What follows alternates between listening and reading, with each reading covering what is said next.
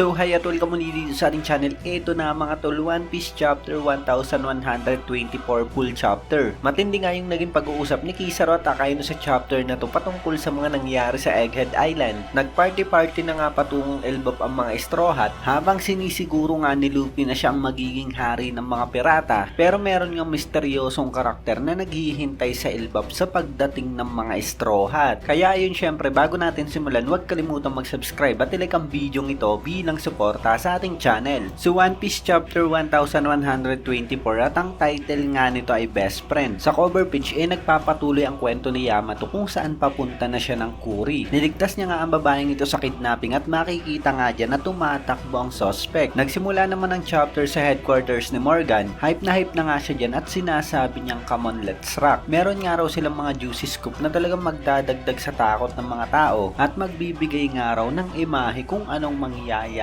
sa future. At gamitin nga raw nilang desperation ng mga tao para mapush pa ang mas maraming mga newspaper. Sabi naman dito ni Vivi, grabe naman daw yang si Morgan at si Dr. Vegapunk nga raw kahit papaano nagbigay ng pag-asa sa mga tao. Sagot naman ni Morgan, wag nga raw makialam yang si Vivi, kung hindi expose niya nga raw ito. Tinawag naman ni Vivi overgrown squawking liar yang si Morgan at wala nga raw matino ang maniniwala sa ibabalita nito. Habang sabi naman itong si Waffle kay Vivi, hindi nga raw nila pwedeng galitin ang fine gentleman na yan na si Morgan dahil baka nga raw mawala yung tanging safety meron sila. Sabi naman ni Morgan, hindi raw nila pwedeng palampasin ito kahit hindi nila alam ang totoo dahil sa lulubog na nga raw ang buong mundo. Nasa kalangitan naman daw siya kaya ang era nga raw na ito perpekto sa kanya. Kaya sana raw hindi pagsisihan ng prinsesang yan ang pananalita nito sa kanya. Sabi naman ni Vivi, kung talagang magugunaw na raw ang mundo hindi niya kailangan magpakababa para iligtas yung sarili niya. Pero mula nga dyan ipinakita ni Morgan kay Vivi kung ano yung magiging headline nila. Yun nga Emperor Blackbeard versus Trafalgar Law, Emperor Shanks versus Eustace Captain Kidd at ang walang awang pagpatay daw ng Emperor na si Straw Hat Luffy kay Dr. Vegapunk.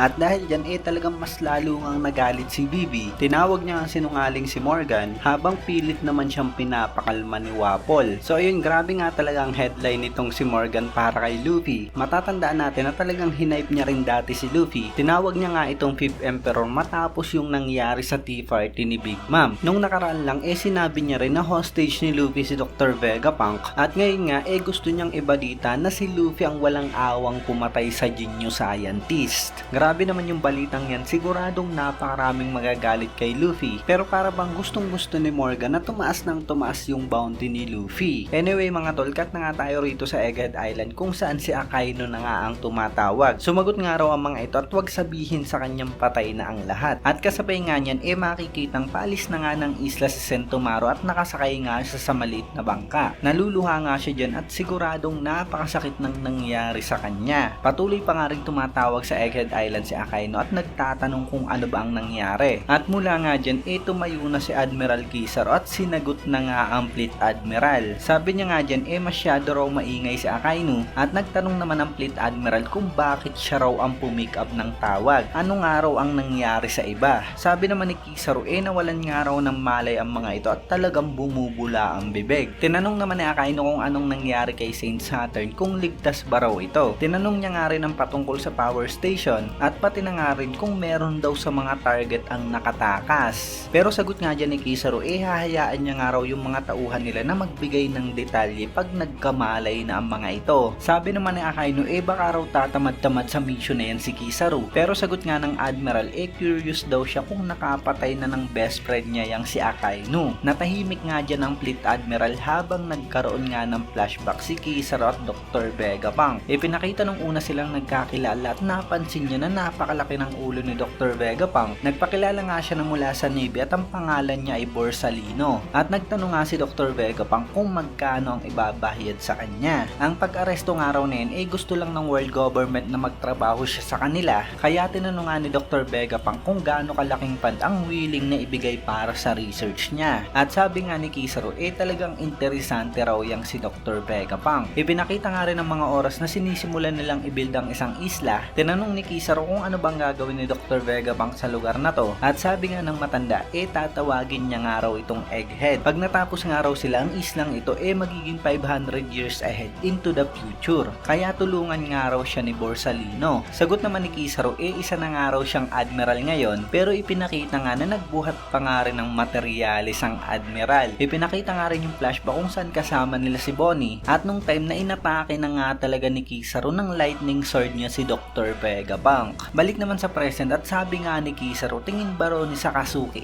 talagang tatamad-tamad siya, kaya kung meron daw oras ito para pagdudahan siya, magpunta nga raw ito at tignan niya mismo. At masyado raw na ungrateful yang si Sakazuki. At kitang-kita nga natin sa panel na to ang emotion ni Kizaru. Ngayon nga lang natin siya nakitang ganyan, at maaaring niya na nga ang pinakamasakit na nangyari sa buhay niya. Ipinakita naman na natahimik talaga si Akainu, at nasabi niya nga na pagkakamali niya raw yon, at tinawag niya ang brother si Kizaru. Pero sagot nga ng admiral, mag-ingat raw yang si Sakazuki sa pananalita niya. Kat naman dito kung saan naglalayag na nga ang barko ng mga giant at ang Thousand Sunny. Sabi nga nila dyan, napakatahimik daw at mukhang hindi na matutuloy pa ang party. Sabi naman dito ni Frankie, talagang kakaiba raw na tumigil agad matapos ang isang tagay. Sumang-ayon naman si Jinbei, pero talagang sobrang depressed nga raw ni Luffy. At naiintindihan niya nga raw yun dahil sa hindi nila natupad yung main goal nila. Sagot naman ni Frankie, ang nandun nga raw 5 elder, isang admiral, mga CP0, mga Seraphim at napakaraming mga warship. Hindi niya nga raw talaga lubos maisip yun, at talagang isang milagro ang nakataka sila. At napasang-ayon naman si Jinbei. So kung iisipin mga tol, talagang grabe nga yung nakaharap ng mga Straw Hat sa Egghead Island. Tingin ko malapit na nga yun sa full force ng world government dahil sa nandun nga ang 5 elder. Pero talagang naswerte pa rin ng mga Straw Hat, nakatakas nga sila. Yun nga lang, hindi nila nailigtas ang Stella na si Dr. Vegapunk. Sabi naman dito ni Zoro habang umiinom,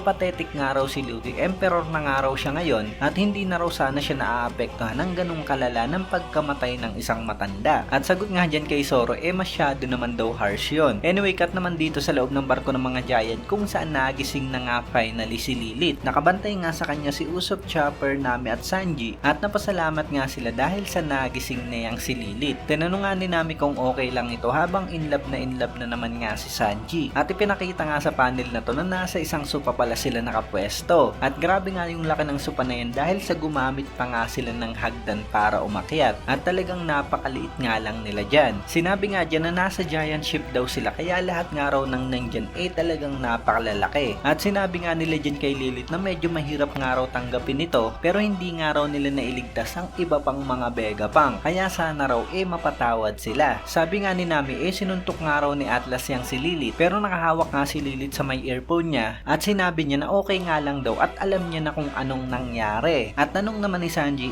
kanino nga raw yun nalaman ni Lilith. So ayun, maaaring sa mismong earphone nga ni Lilith niya nalaman yung mga nangyari sa Egghead Island, at maaaring na program na nga yan ni Dr. Vegapunk. So dahil nga sa mga pangyayari, talagang napakatindi nga ng iyak dito ni Lilith, at napatanong na nga lang yang si Usopp kung papaanong yan ang evil sa mga Vegapunk. Pero bigla na nga lang sinabi dyan ni Lilith na nagugutom na nga raw siya, at sabi nga nila dyan napakabilis naman daw. Pero maaaring dahil nga raw yan sa hindi na siya konektado kay York. At sinabi nga rin nila na kung gustong kumain yang si Lilith, marami nga raw mga prutas ang iniwan ng mga giant. Itinuro nga ito ni Brook, at masyado nga raw malungkot ang lamesa. Habang si Luffy nga nasa taas at talagang lungkot na lungkot sa pangyayari. At sabi niya nga pinangako raw nila na ililigtas ang matandang Apple. At mula nga dyan pinakita na talagang pilit kumakain si Luffy kahit malungkot nga siya. Napakalaki nga ng uba sa bunganga niya at para na itong isang bola. At sabi nga ni Chopper dyan down na down daw talaga yang si Luffy, at 5 ubas mga lang daw ang nakakain nito. At nasabi na nga lang ni Lilith na marami na nga raw yun. Marami nga talaga yun dahil sa talagang napakalalaki nga ng ubas na yan. Sabi nga ni Lilith, masyado raw nag-iisip ng masama patungkol dun si Luffy, pero alam niya na nga raw ang lahat. Kanina raw umiiyak siya dahil sa pagkamatay ng ibang mga Vegapunk, pero yun nga raw nakabase lamang sa perspective. Ang totoo nga raw buhay talaga ang lahat, kahit na nga raw ang mga ito functionally